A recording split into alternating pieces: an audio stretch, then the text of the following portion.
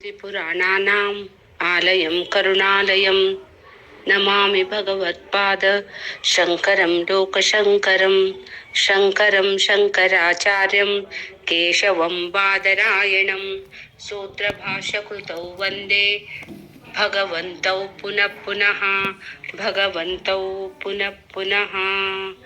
ಹರಿ ಓಂ. ಇವತ್ತು ಆದಿಗುರು ಶಂಕರಾಚಾರ್ಯರ ಹುಟ್ಟಿರುವಂತಹ ದಿನ, ಶಂಕರ ಜಯಂತಿ. ಆದಿಗುರು ಶಂಕರಾಚಾರ್ಯರು ಅನೇಕ ಸ್ತೋತ್ರ ಮಂತ್ರಗಳನ್ನೆಲ್ಲ ಬರೆದಿದ್ದಾರೆ. ಅವರ ಒಂದೊಂದು ಸ್ತೋತ್ರಗಳು ಸಹಿತ ಇಡೀ ವೇದಾಂತದ ಸಾರವನ್ನ ಸಾರುವಂತಹ ಅತ್ಯಮೂಲ್ಯವಾಗಿರುವಂತಹ ಜ್ಞಾನದ ಭಂಡಾರನಲ್ಲಿ ಶಂಕರಾಚಾರ್ಯರ ಜೀವನ ಚರಿತ್ರೆಯನ್ನ ಹೇಳ್ಬೇಕಪ್ಪ ಅಂತ ಹೇಳಿದರೆ ಬಹಳ ಕಷ್ಟ ರೀ. ಎದಕ್ಕಂತ ಹೇಳಿದರೆ ಅವರ ವ್ಯಕ್ತಿತ್ವವನ್ನ, ಅವರ ವಿಚಾರಧಾರೆಯನ್ನ ಎಷ್ಟು ಗಂಭೀರವಾಗಿದೆ ಮತ್ತು ವಿಸ್ತಾರವಾಗಿದೆ, ಆಳವಾಗಿದೆ, ಆಶ್ಚರ್ಯಕರನೂ ಇದೆ ರೀ. ಅವರ ಜೀವನ ನಾವು ಸರಳ ರೀತಿಯಿಂದ ಹೇಳಲಿಕ್ಕೆ ನಮಗೆ ಆಗ್ಲಿಕ್ಕೆ ಸಾಧ್ಯ ಇಲ್ಲ. ಅವರು ಬರೆದಿರುವಂತಹ ಅಪಾರ ಗ್ರಂಥ ರಾಶಿಗಳಿದ್ದಾವೆ. ಅವರು ಅತ್ಯಂತಿಕ ಚಿಕ್ಕ ವಯಸ್ಸಿನಲ್ಲಿನೇ ಸನ್ಯಾಸ ತೆಗೆದುಕೊಂಡಿರುವಂತಹ ಧೀರ ಸನ್ಯಾಸಿ. ಅವರ ತಾಯಿ ಹೆಸರು ಆರಂಭ, ಅವರ ತಂದೆ ಹೆಸರು ಶಿವಗುರು. ಅವರು ಕೇರಳದ ಕಾಲಟಿಯಲ್ಲಿ ಹುಟ್ಟಿದ್ದಾರೆ. ಇನ್ನಾದರೂ ಸಹಿತ ಆ ಸ್ಥಳ ನೋಡಲಿಕ್ಕೆ ಅತ್ಯಂತಿಕ ರಮಣೀಯವಾಗಿದೆ, ಶಾಂತವಾಗಿದೆ. ಅಲ್ಲಿ ಹೋಗಿದಾಗ ಅಲ್ಲಿರುವಂತಹ ಒಂದೊಂದು ಆ ಭೂಮಿಗೆ ನಮಸ್ಕಾರ ಮಾಡಿ ಬಂದೇವ್ರಿ ನಾವು. ಮತ್ತೆ ಅವ್ರು ಬದುಕಿದ್ದು ಎಷ್ಟು ರೀ? ಕೇವಲ 32 ವರ್ಷ. ಆದ್ರೆ ಸಾಧಿಸಿದ್ದ ಮಾತ್ರ ಇಡೀ ಜಗತ್ತಿನಲ್ಲಿ ಅಂಥವರು ಇನ್ನೊಬ್ಬರು ಇಲ್ಲ ಅಂತಂದ್ರೂ ಸಹಿತ ಅತಿಶಯೋಕ್ತಿ ಆಗೋದಿಲ್ಲ ರೀ. ಶಂಕರಾಚಾರ್ಯರ ಜೀವಿತದ ಒಂದು ಶ್ರೇಷ್ಠವಾದ ಭಾಷೆ ಅಂತ ಹೇಳಿದ್ರೆ ಸಂಸ್ಕೃತನೇ ಆಗಿತ್ತು. ಹೀಗಾಗಿ ಅವರು ಸಂಸ್ಕೃತದಲ್ಲಿ ಅನೇಕಾನೇಕ ಸ್ತೋತ್ರಗಳನ್ನ ಬರೆದಿದ್ದಾರೆ. ಅದು ಸರಳ ಅನಿಸ್ತೈತ್ರಿ ನಮಗೆಲ್ಲ ಓದಿದರೆ. ಮತ್ತು ಅವರು ದಶ ಉಪನಿಷತ್ತುಗಳಿಗೆಲ್ಲ ಭಾಷ್ಯನೂ ಕೂಡ ಬರೆದಿದ್ದಾರೆ. ಅವರ ಭಾಷ್ಯ ಓದುವುದರಿಂದ ಆ ಉಪನಿಷತ್ತುಗಳು ನಮಗೆ ಅರ್ಥ ಆಗ್ಲಿಕ್ಕೆ ಸಾಧ್ಯ. ಸ್ವತಂತ್ರವಾಗಿ ನಾವು ಅದನ್ನ ಓದಿದರೆ ಆ ಶ್ಲೋಕಗಳು ಇರೋದೇ ಒಂದು, ನಾವು ತಿಳಿದುಕೊಳ್ಳೋದೇ ಒಂದಾಗುತ್ತಿತ್ತು. ಆದರೆ ಆದಿಗುರು ಶಂಕರಾಚಾರ್ಯ ಬರೆದಿರುವಂತಹ ಭಾಷ್ಯದಿಂದ ಅದು ನಮಗೆ ಸುಂದರವಾಗಿ ತಿಳಿಸಿಕೊಡುವಂತಹ ಪ್ರಯತ್ನವನ್ನ ಅವರು ಮಾಡಿದ್ದಾರೆ ಅಂತೇಳಿ. ಹೀಗಾಗಿ ಅವರು ಸಮಾಜದಲ್ಲಿರುವಂತಹ ಅನೇಕ ಸಮಸ್ಯೆಗಳಿಗೆ ಪರಿಹಾರವನ್ನ ಮಾಡಿದ್ದಾರೆ. ಆ ಭಜಗೋವಿಂದಂ ಎನ್ನುವಂತಹ ಸ್ತೋತ್ರ ಮೊನ್ನೆ ನಾವೆಲ್ಲರೂ ಕೂಡಿ ಅದನ್ನ ಅಧ್ಯಯನ ಮಾಡಿದ್ವಲ್ರಿ. ಅದರಲ್ಲಿ ಸಮಾಜದ ಅಂಕು ಡೊಂಕುಗಳನ್ನೆಲ್ಲ ಅದನ್ನ ದೂರ ಮಾಡುವಂತ ಪ್ರಯತ್ನ ಮಾಡಿದ್ದಾರೆ. ಮತ್ತೆ ಕನಕಧಾರ ಸ್ತೋತ್ರದಲ್ರಿ, ಆ ಕನಕಧಾರ ಸ್ತೋತ್ರದಲ್ಲಿ ಬ್ರಹ್ಮಚಾರಿ ಆಗಿರ್ತಾರ್ರಿ ಅವರು. ಶಂಕರಾಚಾರ್ಯರು ಮನೆಗೆ ಹೋಗಿ ಭಿಕ್ಷೆ ತರ್ಲಿಕ್ಕೆ ಹೋಗ್ತಾರೆ. ಆದರೆ ಅಲ್ಲಿ ಭಿಕ್ಷೆಗೆ ಹೋದಾಗ ಅಲ್ಲಿ ಬಡ ಹೆಂಗಸಿನ ಮನೆಯಲ್ಲಿ ತಿನ್ನಲಿಕ್ಕೆ ಏನೂ ಇರೋದಿಲ್ಲ. ಆ ಮನೆಯ ಹೆಂಗಸಿನ ಮನೆಯಲ್ಲಿ ನೆಲ್ಲಿಕಾಯಿ ಗಿಡ ಇರ್ತೈತ್ರಿ. ಆ ನೆಲ್ಲಿಕಾಯಿ ಒಂದನ್ನಾದ್ರೂ ನೀಡು ಸಾಕು ಅಂತ ಹೇಳ್ತಾರೆ.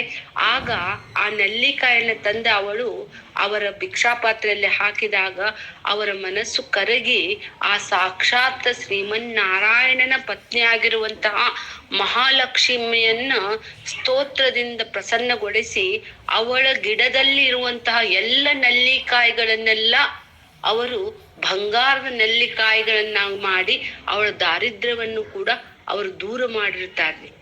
ಹೀಗಾಗಿ ಅವರ ಒಂದೊಂದು ಘಟನಾವಳಿಗಳಿಂದ ಈಗಾದರೂ ಸಹಿತ ಎಲ್ಲರೂ, ಎಷ್ಟೋ ಜನರು ಸಹಿತ ಕನಕಧಾರ ಸ್ತೋತ್ರ ಹೇಳಿ ತಮ್ಮ ದಾರಿದ್ರ್ಯವನ್ನು ದೂರ ಮಾಡಿಕೊಂಡಿರುವಂತಹ ಉದಾಹರಣೆಗಳು ಅನೇಕ ಇದ್ದಾವ್ರಿ. ಮತ್ತು ಆ ಬಾಲಕನಾಗಿರುವಂತಹ ಶಂಕರಾಚಾರ್ಯರಿಗೆ ಅವರ ಕಾಲನ್ನ ಮೊಸಳೆ ಹಿಡಿದಿದೆ, ನನಗೆ ಅದು ತಿನ್ನುತ್ತದೆ. ಅಮ್ಮ, ನನ್ನ ಜೀವನ ನಿರರ್ಥಕವಾಗುತ್ತದೆ, ನನಗೆ ನೀನು ಸನ್ಯಾಸ ಆಗಲಿಕ್ಕೆ ಅಪ್ಪಣೆ ಕೊಡು ಅಂತೇಳಿ ತಾಯಿಯ ಕಡೆಯಿಂದ ಅಪ್ಪಣೆಯನ್ನ ತೆಗೆದುಕೊಂಡು ನಾನು ಈ ಜಗತ್ತನ್ನು ಬಿಟ್ಟೆ ಅಂತ ಹೇಳಿ ಅವರು ಸನ್ಯಾಸವನ್ನ ಆಪತ್ ಸನ್ಯಾಸವನ್ನ ತೆಗೆದುಕೊಂಡಿದ್ದ ಕಾರಣವಾಗಿ ಅತಿ ಚಿಕ್ಕ ವಯಸ್ಸಿನಲ್ಲೇನೆ ಅವರು ಸನ್ಯಾಸವನ್ನು ತೆಗೆದುಕೊಂಡು ತದನಂತರ ಗೌಡಪಾದಾಚಾರ್ಯರ ಶಿಷ್ಯರಾಗಿರುವಂತಹ ಗೋವಿಂದ್ ಭಗವತ್ಪಾದಾಚಾರ್ಯರ ಅವರು ಶಿಷ್ಯರಾಗಿದ್ದಾರೆ. ಮತ್ತೆ ಅವರ ಅನೇಕ ಕಥೆಗಳಿದಾವ್ರಿ. ಏನಂತ ಹೇಳಿದರೆ ಯಾವ್ದು ಹೆಪ್ಪ ಅಂತ ಹೇಳಿದರೆ ಅದ್ಭುತವಾದದ್ದಂತ ನನಗನ್ಸಿದ್ದ ಅಂತ ಹೇಳಿದರೆ ಪರಕಾಯ ಪ್ರವೇಶ ರೀ. ಆ ಪರಕಾಯ ಪ್ರವೇಶದಲ್ಲಿ ಹೋಗಿ ತಮ್ಮ ಇನ್ನೊಂದು ದೇಹದಲ್ಲಿ ಪ್ರವೇಶ ಮಾಡಿ ಅವರು ಅನೇಕ ಜ್ಞಾನವನ್ನು ಪಡೆದಿರುವಂತಹ ಉಲ್ಲೇಖನೂ ಕೂಡ ಇದ್ದಾವ್ರಿ. ಮತ್ತೆ ಶ್ರೀ ಲಕ್ಷ್ಮೀ ನರಸಿಂಹ ಸ್ವಾಮಿಯ ಅನುಗ್ರಹದಿಂದ ಅವರ ಮೈಯಲ್ಲಿ ಲವಲವಿಕೆ ಉಂಟಾಗಿ ಯೋಗ ಶಕ್ತಿಯಿಂದ ಅವರು ಈಶ್ವರ ಅನುಗ್ರಹದಿಂದ ಮತ್ತೆ ತಮ್ಮ ಶರೀರವನ್ನು ಪ್ರವೇಶಿಸಿದ್ದು ಕೂಡ ಅವರ ಒಂದು ಜೀವನ ಚರಿತ್ರೆಯಲ್ಲಿ ನಾನು ಓದಿದ್ದೆ. ಇನ್ನು ಅವರ ಸಮಾಜದಲ್ಲಿ ಅನೇಕ ಭೇದ ಭಾವಗಳನ್ನ ಅವರು ದೂರ ಮಾಡಿದರಿ. ಹೇಗೆ ಅಂತ ಹೇಳಿದರೆ ಚಂಡಾಲನ ದರ್ಶನ ಮಾಡಿ ಚಂಡಾಲಸ್ತು ದ್ವಿಜೋಸ್ತು ಮಮ ಗುರು ರಿತ್ತೇಶ ಮಮ ಅಂತ ಹೇಳ್ತಾರೆ. ಚಂಡಾಲನಲ್ಲಿಯೂ ಕೂಡ ಅವರು ಆ ಪರಬ್ರಹ್ಮ ಸ್ವರೂಪವನ್ನು ನೋಡಿ ಸಾಕ್ಷಾತ್ ಕಾಶಿ ವಿಶ್ವನಾಥನನ್ನು ನೋಡಿದ್ದೇನೆ ಅಂತ ಹೇಳಿ ಅವ್ರಿಗೆ ಸಾಷ್ಟಾಂಗವನ್ನು ಹಾಕ್ತಾರೆ. ಅಂದರೆ ಜಾತಿ ಭೇದಗಳಿಲ್ಲದೆ ಎಲ್ಲದರಲ್ಲಿಯೂ ಆ ಪರಮಾತ್ಮ ಒಬ್ಬನೇ ಇದ್ದಾನನ್ನೋದನ್ನ ಅವರು ಸಾರಿ ಹೇಳಿರುವಂತಹ ಧೀರ ಸನ್ಯಾಸಿ ರೀ. ಅವರು ಧೀರ ಸನ್ಯಾಸಿ. ಮತ್ತು ಅವರ ಪ್ರತಿಯೊಂದು ಸ್ತೋತ್ರಗಳಲ್ಲಿ ಅವರ ಪ್ರಕರಣ ಗ್ರಂಥದಲ್ಲಿ ಬ್ರಹ್ಮ ಜಿಜ್ಞಾಸನ್ನೇ ಹೇಳಿದ್ದಾರೆ. ನಿತ್ಯ ವಸ್ತು ವಿವೇಕ, ಇಹಮ ಅಮೂತ್ರ ಫಲಭೋಗ ವಿರಾಗ, ಸಮಾಧಿ ಷಟ್ ಸಂಪತ್ತು, ಇವನ್ನ ಸುಂದರವಾಗಿ ಎಕ್ಸ್ಪ್ಲೇನ್ ಮಾಡಿದ್ದಾರೆ. ಆತ್ಮಬೋಧ, ಅಪರೋಕ್ಷಾನುಭೂತಿ ಅನೇಕ ಗ್ರಂಥಗಳನ್ನು ಅವರು ಬರೆದು ನಮ್ಮೆಲ್ಲರಿಗೂ ಕೂಡ ಉದ್ಧಾರ ಮಾಡಿರುವಂತಹ ಅತಿ ಶ್ರೇಷ್ಠನಾಗಿರುವಂತಹ ಶಂಕರಾಚಾರ್ಯರಿಗೆ ಇವತ್ತು ನಾವೆಲ್ಲರೂ ಕೂಡ ಪೂಜೆನೂ ಮಾಡೋಣ್ರಿ.